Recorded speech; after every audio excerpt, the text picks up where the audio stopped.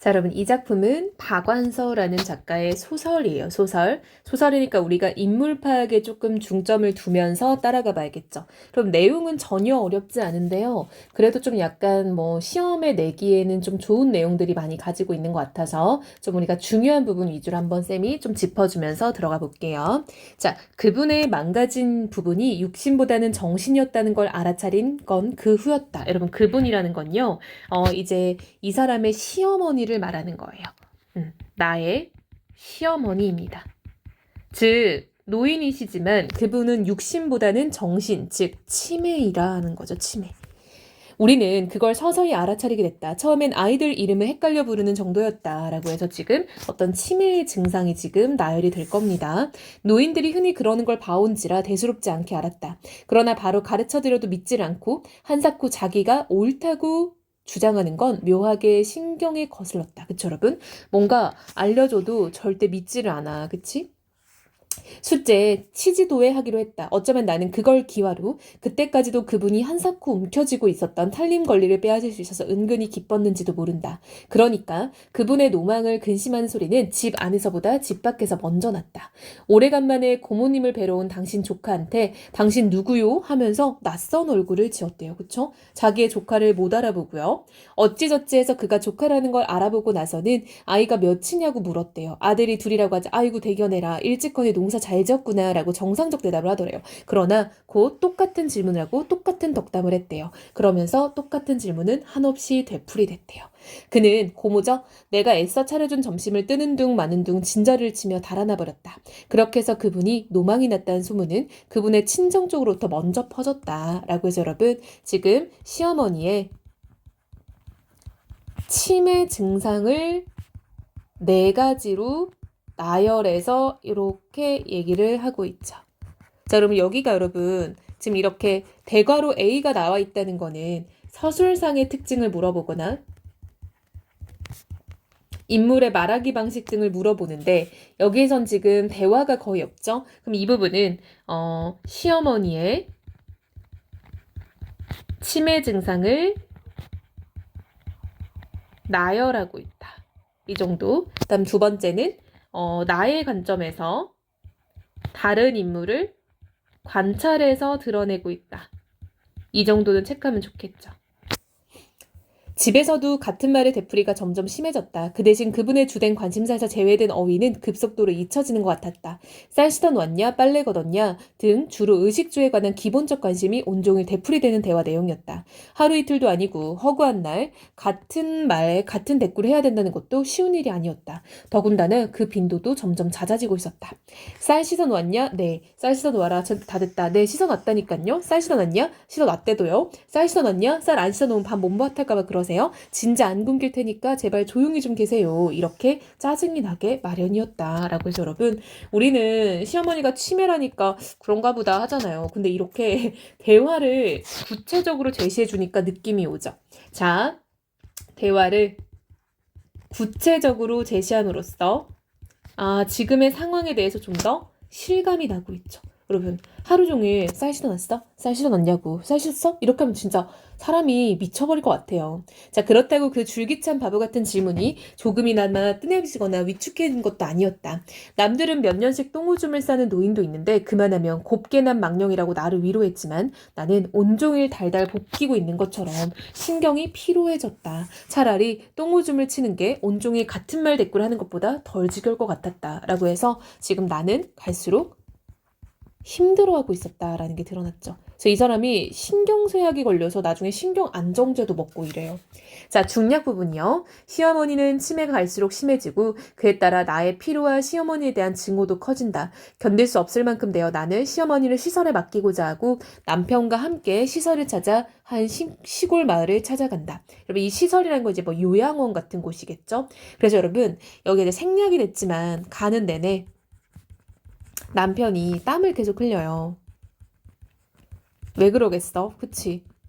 남편 입장에선 자기 어머니를 어떤 시설에다 맡겨야 되는 상황인 거잖아. 그러니까 계속 땀을 흘리는 거는 어떤 남편의 그런 내부의 마음의 표현이겠죠. 남편의 어떤 불편한 심리 이런 것에 지금 제시겠죠. 간접적 제시겠죠. 엄마를 그런 시설에 맡겨야 된다는 어떤 불편함, 엄마에 대한 어떤 미안함, 죄책감, 이런 감정들이었겠죠. 라면 하나 끓여달랄까요? 당신 시장아요? 아니 당신 술 안주 할게요. 안주는 무슨? 즉 이런 것도 여러분 남편이 마음이 안 좋을 거니까 이제 술 한잔 할 거냐 이런 걸 물어보는 어떤 아내의 나름대로의 배려겠죠. 여보 저 박 좀 봐요. 해산바가지 했으면 좋겠네. 여러분 이 작품의 제목이 해산바가지잖아. 그치? 자 여러분 이 서술자는요 남편과 시골을 왔다가 우연히 박을 하나 보게 돼요. 나는 생뚱한 소리로 환성을 질렀다. 해산바가지? 하고 남편 잘 모르는 거죠. 그래요 해산바가지요. 실로 오래간만에 기쁨과 평화와 삶에 대한 믿음이 샘물처럼 개어오는 것을 느꼈다. 즉 이 사람은요 기분이 매우 좋아진 거죠. 박을 보고. 내가 첫 애를 뱄을 때 시어머님 해산달을 짚어보고 섣달이구나 좋을 때다. 곧 해가 길어지면서 기저귀가 잘 마를 테니 하시더니 그의 가을 일부러 사람을 시켜 시골에 가서 해산바가지를 구해오게 했다. 자 여러분 이 사람은요 지금 시골에 박이 열려있는 걸 보고 해산바가지를 떠올렸고 해산바가지와 관련된 지금 자신의 어떤 기억을 소환한 거죠. 그쵸? 자 이게 나의 회상이죠. 시어머니가 나한테 해줬던 거. 잘생기고 여물게 굽고 정한 데서 자란 햇바가지여야 하네. 첫 손자 첫 국밥을 지을 미역 빨고 쌀 씻을 소중한 바가지니까. 여러분. 해산바가지가 뭔가 했더니 해산이 여러분 이제 출산이에요. 출산을 하고 나면 아이의 국밥을 지을 미역을 빨고 쌀을 씻을 소중한 어떤 바가지. 즉 이게 약간 새로운 생명을 맞이하는 어떤 태도인 거죠. 그러니까 이게 옛날에는 우리나라에 있었던 어떤 풍습인 거죠. 아이가 태어나면은 아주 깨끗한 바가지에다가 쌀을 씻어서 그 이제 아이를 출산한 산모에게 먹이는 거죠. 그쵸? 근데 그때 꼭 잘생기고 여물고 굽고 바른 데서 자란 것을 가져오라는 거야. 즉 이게 뭐야? 어떤 경건함의 태도인 거죠. 즉 첫 아이니까. 이러면서 후한갑까지 미리 쳐주는 것이었다. 그럴 때 그분은 너무 경건해 보여서 덩달아서 나도 아이를 가졌다는 데한 경건한 기쁨을 느꼈다. 누구 덕분에? 시어머니 덕분에. 이윽고 정말 잘 굽고 잘생기고 정갈한 두 짝의 바가지가 당도했고 시어머니는 그것을 신령한 물건인 양 선반 위에 고이 모셔놓았다. 또 손수 장에 나가 뽀얀 젖빛 사발도 한 쌍을 사다가 선반에 얹어두었다. 그건 해산사발이라고 했다. 나는 내가 낳은 첫 아이가 딸이라는 걸 알자 속으로 약간 캥겼대요. 왜요? 이 당시가 여러분 남아선호 사상이 되게 심했을 때란 말이야. 그래서 이 서술자 역시 내가 아들을 못 낳았는데 라는 그런 어떤 죄책감을 느낀 거예요. 자, 남아선호 사상이 심했던 당대 사회상을 알 수 있죠. 그래서 우리 시어머니가 막 해산바가지 준비했는데 실망할까봐. 외아들을 둔 시어머니가 흔히 그렇듯이 그분도 아들을 기다렸음직하고 더구나 그분의 남다른 엄숙한 해산 준비는 대를 이은 손자를 위해서나 어울림직했기 때문이다. 그러나 퇴원한 나를 맞아들이는 그분에게서는 섭섭한 티 따위는 조금도 찾아볼 수 없었다. 그 잘생긴 해산바가지로 미역 빨고 쌀 씻어 2개의 해산발에 밥다루 국다루 퍼다가 내 머리맡에 놓더니 정성껏 산모의 건강과 아기의 명과 복을 비는 것이었다.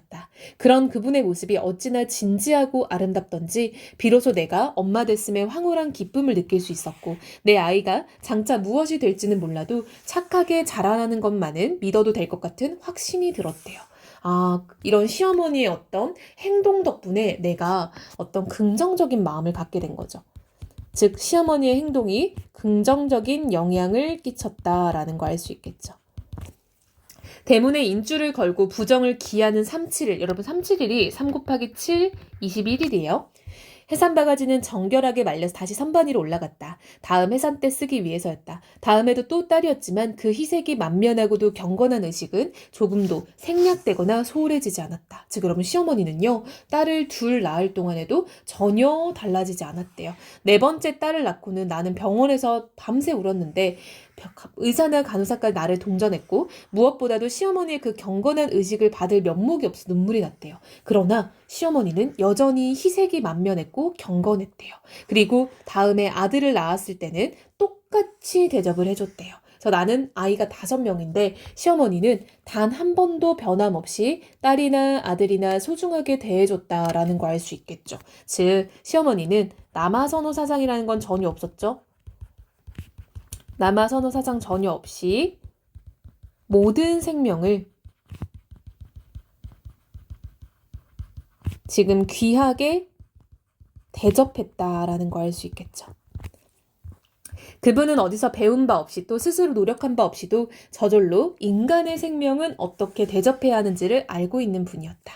그분이 아직 살아있지 않은가. 그분의 여생도 거기에 합당한 대우를 받아 마땅했다. 즉 우리 시어머니는 인간에 대한 어떤 생명에 대한 존중이 있잖아요. 그쵸? 즉 생명에 대한 존중의 태도가 있는 우리 시어머니를 보고 나 역시 깨달음을 얻은 거죠. 그 사람 역시 같은 대우를 받아야 되는 거 아닌가라는 거야. 나는 하마터면 큰일 뭐겠어. 시어머니를 요양원, 시설에 맡기는 일인 거죠. 즉 시어머니를 시설에 맡기는 일을 지금 큰일이라고 표현을 한 거죠. 그분의 망가진 정신, 노추한 육체만 보았지 한때 얼마나 아름다운 정신에 깃들었던 나를 잊고 있었던 것이다. 즉 여러분, 지금은 우리 시어머니가 육체도 망가지고 정신도 망가졌죠. 이건 시어머니의 현재 상태라고 볼 수 있겠죠. 그러나 그에게는 아름다운 정신이 있었죠. 어떤 정신? 생명을 존중하는 마음이 들어있었죠. 비록 지금 빈 그릇이 되었다 해도 여러분 빈 그릇이라는 걸 뭘 표현하는 거야? 즉 그 시어머니의 정신이 오락고락한 거를 빈 그릇이라고 비유한 거예요. 그러니까 몸이 비어있다는 거야. 정신이 없으니까. 사이비 기도원 같은 데 맡겨있지도 않은 마귀를 내쫓게 하는 수모와 학대를 당하게 할 수는 없는 일이었다. 나는 남편이 막걸리병을 다 비우기도 전에 재촉해 오던 길을 되돌아섰다. 암자 쪽을 등진 남편은 더 이상 땀을 흘리지 않았다.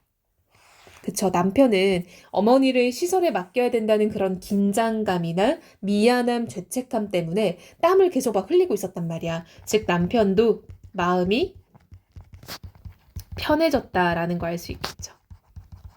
이제는 긴장이 좀 덜어졌네요. 시어머님은 그 후에도 3년을 더 살고 돌아가셨지만 그동안 힘이 덜 들었다는 얘기는 아니다. 그분은 여전히 해괴하고 새록새록해서 감당하기 힘들었지만 나는 효부인 척 위선을 떨지 않음으로써 조금은 숨구멍을 만들 수 있었다. 즉 이제 나는 시어머니가 너무 심하게 하면은 막 좀 소리도 지르고 이러면서 남은 기간을 잘 보냈고 그리고 이제 시어머니는 우리 집에서 잘 돌아가셨다라는 얘기를 합니다. 자 여러분 제목이 해산바가지죠. 왜요? 내가 시어머니의 치매로 해서 너무 힘들었잖아. 그치? 근데 이 시어머니를 시설에 맡기러 가던 길에 해산바가지를 보며 뭘 떠올렸어? 시어머니가 과거에 나의 아이들을 존중해서 보여주었던 그런 과거의 기억이 떠오른 거죠. 그래서 이 생명 존중 사상을 통해서 내가 뭘 깨달았어?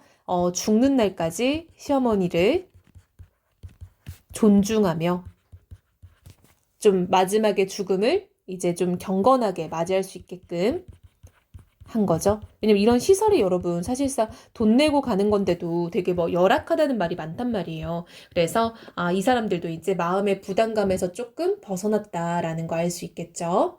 그래서 이 작품은 내가 해산바가지라는 소재를 통해서 당대 팽배했던 남아선호 사상에 대한 어떤 비판적 의식도 들어있죠. 그러면서 모든 생명을 다 똑같이 존중하는 시어머니의 모습을 통해 그 역시 합당한 대우를 받아야 된다라는 생각으로 귀결되면서 우리가 끝까지 시어머니를 보필하는 그런 계기가 되는 거죠. 자, 작품이 어렵진 않은데 충분히 내기에 좋은 작품이니까 열심히 읽어보면 좋을 것 같아요.